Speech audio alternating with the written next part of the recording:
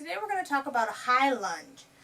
So one of the biggest differences between Warrior 1 and a high lunge is the angle on that back leg.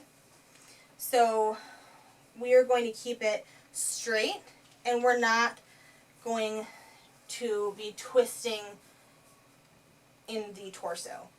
So when I do a lunge, I like to line up my outside edge of my back foot with my mat because it's straight. And so oftentimes we'll think that it's straight, but it's really the heel is usually kicking towards the inside. So we're going to line up with our mat, and I can already feel it pulling in here because if I didn't line it up, my heel would have been in. So, and everyone's different. Some people's heels go out. I've seen this, I've shown this stretch to so many people, and you always notice their heel is going one way or the other, and it's a lot more effective if we're straight.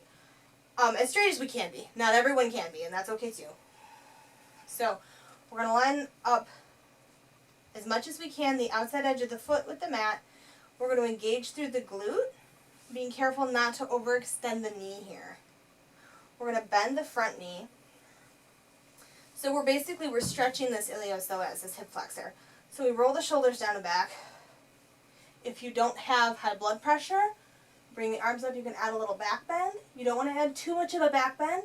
And in this case, we're really engaging the core, really keeping those front ribs in check and not letting the bottom front ribs just overextend us back. We're kind of keeping them pulled in. So we're sucking those down with that core. So we're here, and we can just be here. We're keeping the hips square, and they can be square here because we're facing forward. The back heel is facing forward. Everything follows. Now, they are at a little bit different places, but we can pretty much keep them pretty level here. So we're going to switch sides. So we straighten the front knee, and we come out. We're going to line up the back edge. And you can't always bring your feet closer together or further apart, and we want to make sure our knee doesn't go too far forward. We basically want to stack the ankle and the knee. We don't want the knees to go past the toes.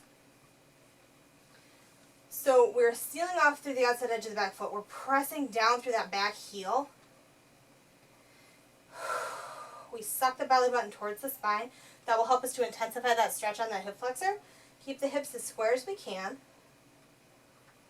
And then if you want to, you can be near a wall, and you could use the wall. If somebody wants to be a little more adventurous, they could leave one hand on their hip, because that will give you just some more stability. You start raising both arms up and increasing that, and it can throw you off a little bit. So you could always just have the hands here. You could bring the hands here. You could cactus the arms. Sometimes it's nice to have the chest opening and the hip opening simultaneously. But just we want to make sure we're all in line, and of course repeat on both sides.